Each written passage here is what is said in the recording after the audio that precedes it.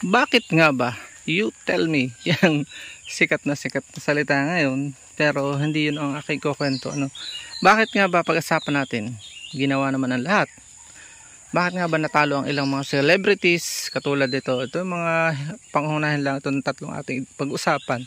Malayan talakayan, naisulat ninyo ang inyong komento sa baba kung ano yung inyong nakita. Ito, pag-usapan natin ito si Philip Salvador, Willie Villame, at former Senator Bong Revilla, na ngayon ay nasabihin natin nalulungkot, umiiyak, subalit marami ang natutuwa.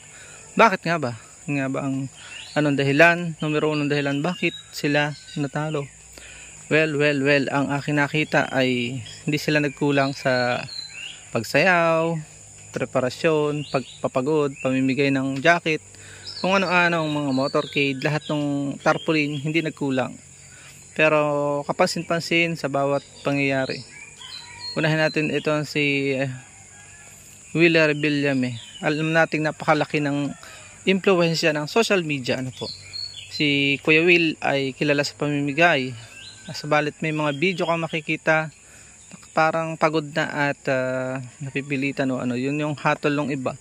Pero may nakipanood akong video na nagsasabing siya ay may namimigay siya na may sinampal siya ng kamay, tinambil niya ng kamay yung matatanda na mga tatay na sinisiksik yung mga senior, kaya nagalit siya. So lusot naman siya talaga sa paliwanag, subalit hindi lahat ay maniniwala sapagkat hindi naman napanood yung video ng live niya. Yun po yun, malaking bagay ngayon, hindi matatanggi influence ng social media. Si Philip Salvador naman, meron ka makikita sa kanya na sobrang naging low. Itong labanan yun, between BBM and the Duterte. So nagpakita siya ng suporta sa, I think Duterte siya, Duterte. Comment nyo kung kakamali below.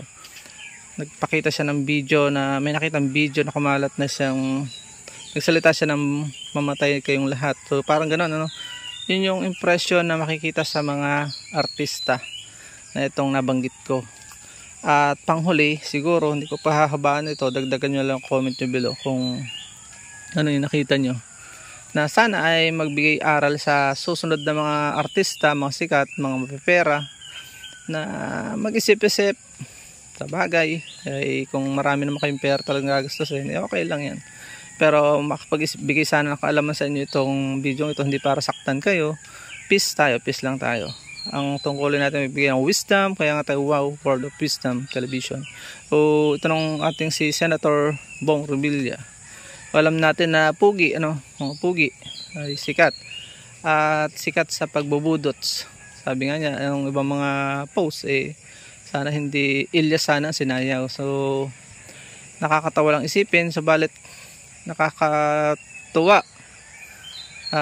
nakakalungkot man sa kanyang side, sa kanilang side ng mga natalo ay ang mga Pilipino yung nanawa na, yun ang totoo. Dito sa amin sa lalawigan, talo siya sa Oriental Mindoro. I-comment nyo below kung sa lalawigan nyo yung nanalo siya, meaning ganun pakalakas yung idolismo sa artista, paghanga sa artista pagka ganun ang ratio ng kanilang mga boto. Kuya Will naman hindi kinaya na pamimigay, sabi niya, mamigay ka na lang. Sabi, nakadagdag pa rin kay Kuya Will yung yung mga interview na bakit siya gagawa ng batas, ay batas naman talaga ang trabaho. Ang dami na daw pending na batas, yun ang katwiran niya. Maganda yung katwiran niya, may valid, kaya lang sa taong nag-iisip ay batas yung a-applyan mo paggawa ng batas, tapos hindi ka gagawa ng batas, parang nag-contradict. Yun ang hindi niya siguro naisip. Maganda yung layunin niya, pero sa isang matalinong pag-iisip, bakit kita ibubuto? Paggawa ng batas ang a-applyan mo, pero ayaw mong gumawa ng batas. Marami na raw nagawang batas na kailangan na lang reviewin. Tama naman, kaya lang yun ang kinalabasan nga ng resulta ng halalan. Bakto tayo kay Senator Bong, yung pangkaso niya before ay inuungkat, ibalik yung pera, ganun. Hindi naman tayo expert patungkol sa mga issue na yan, subalit ito yung katotohanan na nakabawa sa kanilang boto na malaki.